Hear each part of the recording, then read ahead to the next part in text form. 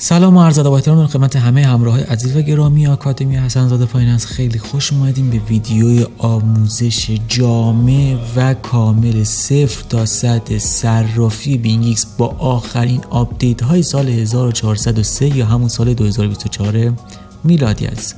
دقت کنین عزیزان، در صرافی ها سرمایه ما درگیره. دیگه مثل تحلیل روی سایت تریدینگ ویو نیست که اگر اشتباه کنیم بگیم اشکالی نداره فدای سرتون.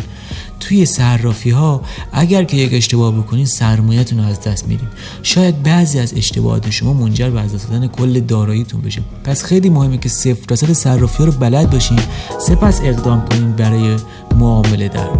برای اینکه این آموزش رو شروع کنید، در ابتدای کار وارد سایت آکادمی حسن زاده فایننس میشین به آدرس hasanzadefinance.com. در بخش آموزش صرافی و بخش آموزش صرافی بینگ ایکس وارد میشید. در اینجا مقاله آموزش جامع و کامل برای شما عزیزان قرار داده شده که 0 تا 100 این آموزش ها برای شما هستش و در اینجا شما میتونید عزیزان کامل صرافی بینگ ایکس رو 0 تا 100 یاد بگیرید. این مقاله رو حتما مطالعه کنین، بعد ویدیوهای داخلش هستش رو حتما ببینین و بعد از اینکه ویدیوها رو کامل دیدین و مقاله رو کامل مطالعه کردین بعد میتونید اقدام به ثبت نام و فعالیت کنید.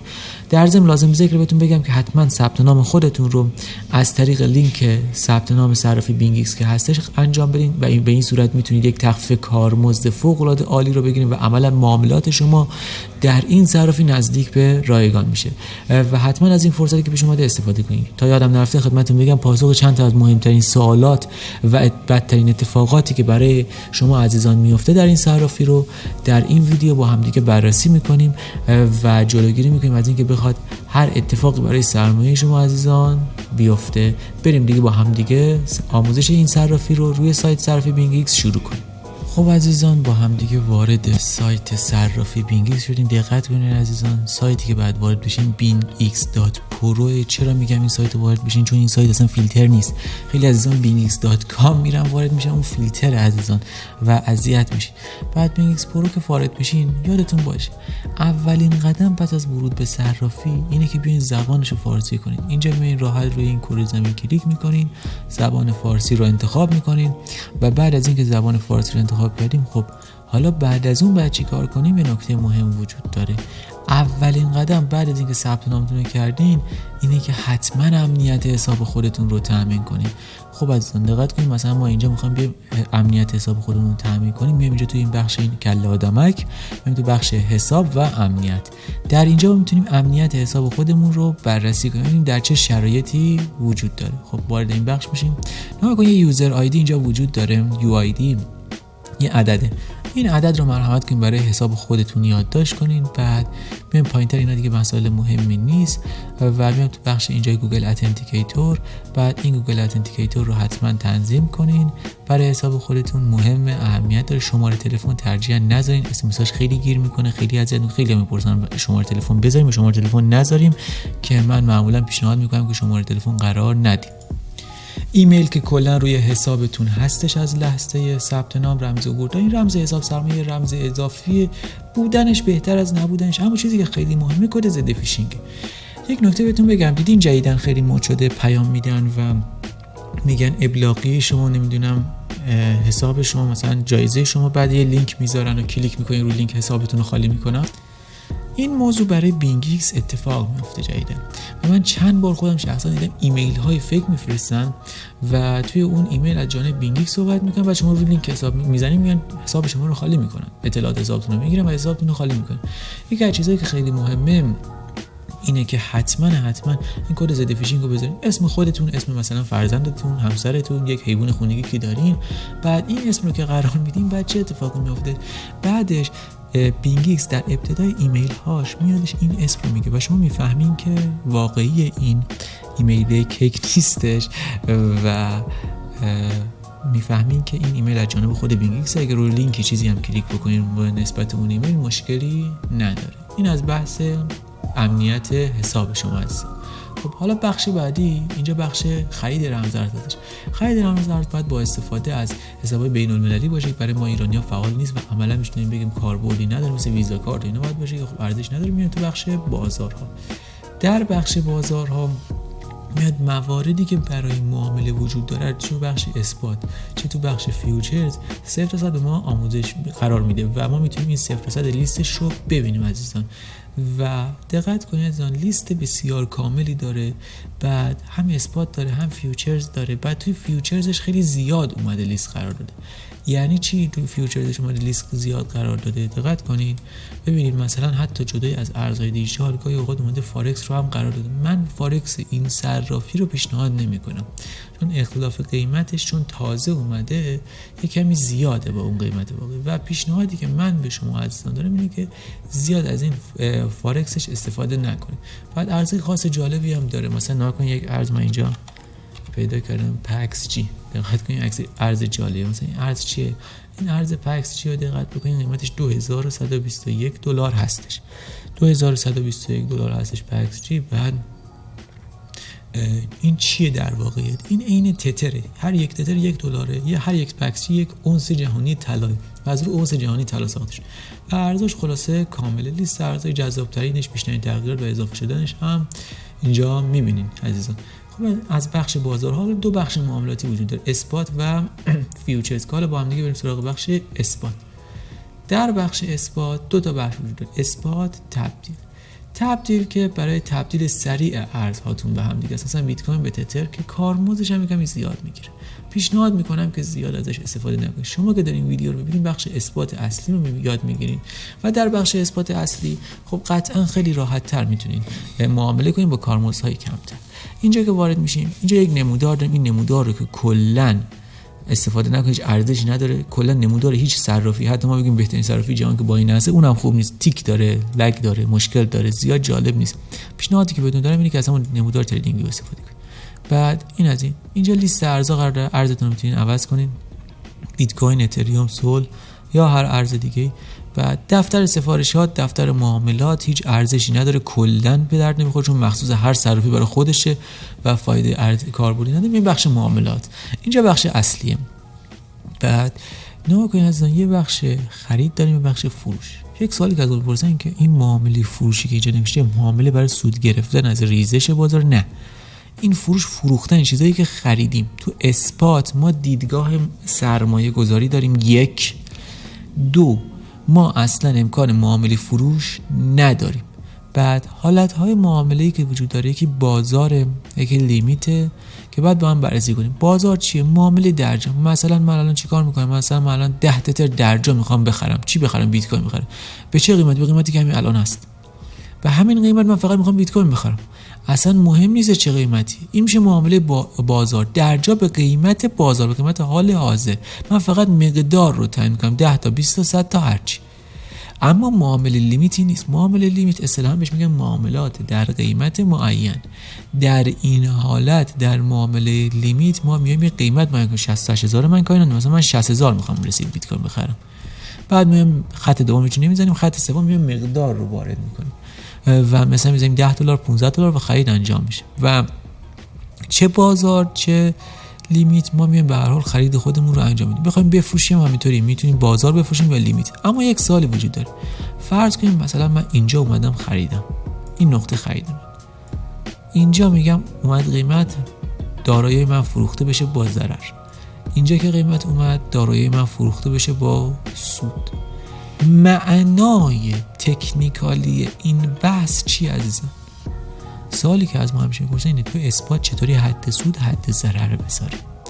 با استفاده از این بخش ما میایم تو بخش حد سود و حد ضرر. یادتون باشه تو حد سود و حد ضرر ما چیکار می‌کنیم؟ مثلا من اومدم 68000 خریدم، میگم آقا رسید به 72000 به 66000 چیکار کن؟ میایم ما توی بخش حد سود و حد ضرر عملاً اون دارایی هایی که داریم رو میفروشیم. پس بعد حتما رو حالت فروش حد سود و حد ضرر باشه. بعد قیمت فعال سازی چیه؟ هم قیمت حد سود یا حد ضرر مونه، مثلا 66000 رو میذاریم. بعد مقدار چقدر بزنم؟ مقدار نزنید، خطکشو تا آخر بکشین. خب عزیزان، یا اینکه مثلا درصد بگیم، مثلا 30% اینجا، یا اینکه مثلا 40% 50% اینجا بفروشید و اینطوری با این درصد تعیین کنین بهتر. و در حد ضرر شما همیشه باید چیکار کنین؟ کل داراییاتون رو بفروشین. اما زمانی که میخواین حد سود بزنید، مثلا چقدر؟ مثلا 80000، شما میتونید چیکار بکنید؟ مثلا بیاین بزنین 25% بفروشید، مثلا 85000 مثلا چیکار کن باز 25% دیگه بفروش، اینطوری 25%. اما تو حد یادتون باشه همیشه کل داراییتون رو بفروشید. و برای خریدش هم همینطوری شما میتونید لیمیت بزنید چند تا مثلا خرید بزنید پله‌ای بیاد بخرید، مثلا 68000 بخر، 64000 بخر، 60000 بخر اینطوری. و این از بحث کلا معاملات در بخش اثبات. یادتون باشه معاملات در بخش اثبات کلا معاملات آسون و ساده ای هستش، معاملات سختی نیستش و خیلی ساده است. حالا یک نکته هم در مورد این بخش بهتون میگم، این نکته که بهتون میگم هم تو بخش اثبات هست هم تو بخش فیوچرز هستش. نگاه کنین عزیزان، اینجا ما میبینیم قیمت نگاه کنین زده الان مثلا برای 68000 اولین کسی که حاضر بفروشه 68221 و اولین کسی که حاضر بخره باز دوباره از این طرف مثلا 68230 خورده ایه. ببین قیمت هم دائم تغییر میکنه. یک اختلاف 3-4 دلاری اینجا هستش بین اولین فروشنده و اولین خریدار. مثلا نگاه کن 63 میشه اینجا مثلا 60 و اینجا مثلا 73 مثلا 71 مثلا یک اختلاف اینطوری داره. بعد این چیه؟ فاصله بین اولین خریدار و اولین فروشنده در بازارهای مالی هستش. نشون دهنده چیه این اصطلاحاً؟ این فاصله بین اولین خرید و اولین فروشنده اصطلاحاً بهش میگن اسپرد. اسپرد در بازار مالی اصطلاحاً بهش میگن قاتل خاموش. الان 2-3 دلاره، مثلا ما یه بیت کوین کامل بخریم 2-3 دلار ضرر میکنیم عملا، اما الان تاثیر زیادی نداره. بحث تاثیر واقعیش زمانیه که اخبار مهم برای بازار مالی میاد، مثلا نرخ بهره میاد یا هر چیزی. این زمانها این اسپرد 3-4 دلاری میاد میشه 300-400 دلار، 1000 دلار، 2000 دلار، هر رقمی ممکنه بشه، حد نداره، سقف نداره. بعد اونجا باید حواستون باشه اگر معامله کنین یه بیت کوین بخرید 2000 دلار ضرر میکنین، پس حتی اگه معامله کم هم بکنین باز هم ضرر میکنین. پس بهتر زمانهایی که اخبار مهم بازار میادش کلا معامله نکنین. مثلا این دیدگاه که در لحظه‌ای که اخبار اعلام میشه ما بیایم در جهت اخبار معامله کنیم من قبول ندارم، چون میگم اصلا چه فرقی میکنه ما چه در جهت خبر بخریم و چه در جهت خبر بفروشیم، باز هم ما ضرر میکنیم، چون اسپرد ما ضرر میزنه. و کسایی که میان صحبت از معامله در زمان خبر میکنن اصلا نمیان صحبت از اسپرد بکنن. اسپرد میخوام چیکار بکنیم؟ بعد خیلی میگن اسپرد بعضی از ارزها ثابت اصلا همچین چیزی وجود نداره. ما بحثی داریم به اسم اسلیپیج تولرانس، همون اسپرد مخفیه که اون هم باز وجود داره، همون ثابتاش هم باز اسپردشون زیاد میشه و عملا معامله نکردن در زمان اخبار چه اثبات چه فیوچرز بهترین انتخاب. بریم سراغ بخش فیوچرز. در بخش فیوچرز ما اینجا فیوچرز استاندارد داریم، فیوچرز پرپچوال داریم و بخش‌های مختلف، اما بهترین بخشش همون بخش فیوچرز استاندارد هستش. بریم سراغ بخش فیوچرز استاندارد. تفاوت‌های اثبات با فیوچرز در چی عزیزان؟ اولین تفاوتی که وجود داره اینه که فیوچرز برای معاملات کوتاه مدتی، اثبات برای معاملات بلند مدتی. فیوچرز برای ترید روزانه است. ما توی فیوچرز هم معامله خرید هم معامله فروش. معامله فروش این چیه؟ سود گرفتن از ریزش بازار عزیزان. بعد و ما میتونیم از ریزش بازار سود بگیریم. این فیوچرز هم خریدش هم فروشش حد سود و حد ضرر جداگانه داره. دقت کردین عزیزان؟ و هر کدوم حد سود و ضرر مخصوص به خودش رو داره. این از این. حالا جدای از این بحث که کامل یاد گرفتیم یه نکته هم در مورد فیوچرز وجود داره. فیوچرز اهرم داره. خیلی میپرسن اهرم یعنی چی؟ اهرم یعنی لورج، یعنی ضریب، یعنی چی؟ چیزیه که میادش درصد سود و درصد زیان ما رو در معاملات چند برابر میکنه. یعنی چی؟ مثلا من میام 10% این معامله رو مثلا میام انجام میدم، اینم حد ضررم این پایین، اینم حد سودم این بالا، خب اینم حد سود دوباره. حالا ضرر من چقدره؟ 6%. فرض کنین با ضریب 10 یعنی اهرم 10 معامله میکنم، حالا ضرر من چقدر میشه؟ 60%. سود من چقدره؟ 11%. با ضریب 10 اگر سود کنم چند درصد سود میکنم؟ 110%. خیلی به این دقت بکنین. ضریب، اهرم یا همون لورج چاقوی دولبه است. حواستون باشه وقتی میخواین با ضریب، اهرم یا هر کدوم از اینا معامله کنین باعث نشه خدایی نکرده که خودتون آسیب بزنین. درسته ضریب 125 عالیه، مثلا 1% بازار حرکت کنین 125% سود میکنیم، اما از اون طرف هم کمتر از 1% بازار بریزه شما صفر میشین. پس یادتون باشه اهرم مناسب برای معاملات فیوچرز، من چیزی که بهتون پیشنهاد میکنم که همیشه 5 به پایین، یعنی اصلا بالاتر از 5 فکر کنید وجود نداره، 5 بس. 7 8 10 12 اینا اصلا فکرش هم نکنید که وجود داره. 5 به پایین و تموم. اینم از بحث چی؟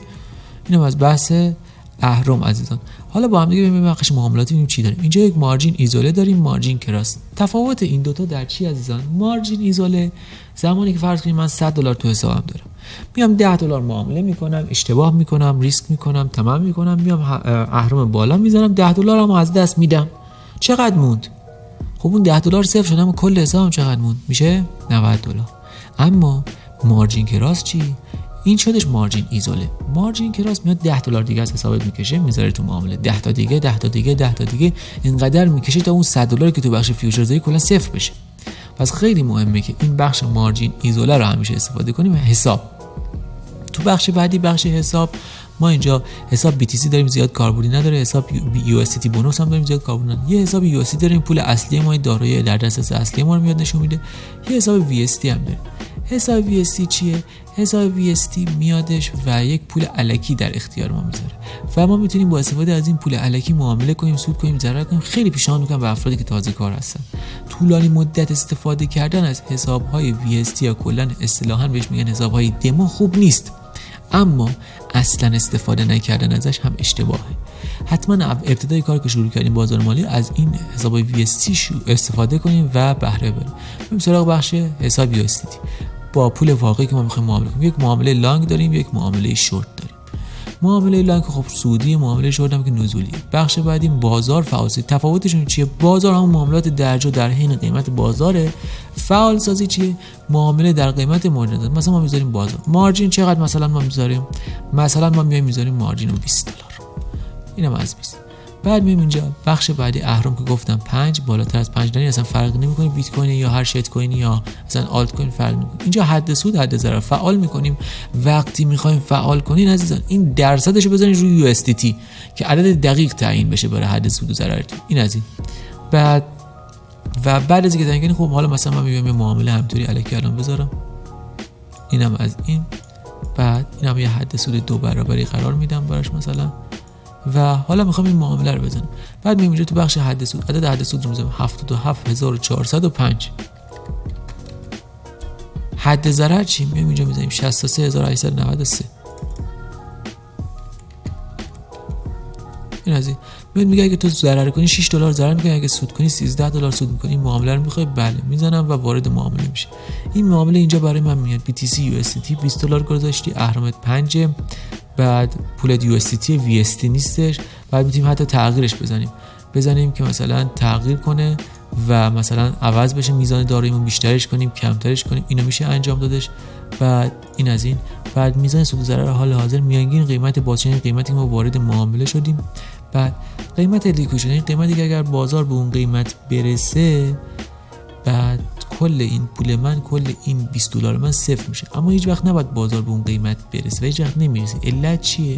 علت اینه که ما حد ضرر داریم. همیشه حد ضرر بزنید تا این اتفاق براتون نیفته از. و بعد آخرین قیمت یعنی چی؟ این قیمتی که الان بازار هستش. بعد عدد حد سود، عدد حد ضرر که ما میتونیم بزنیم و تغییرش بدیم و عوضش کنیم. این از این.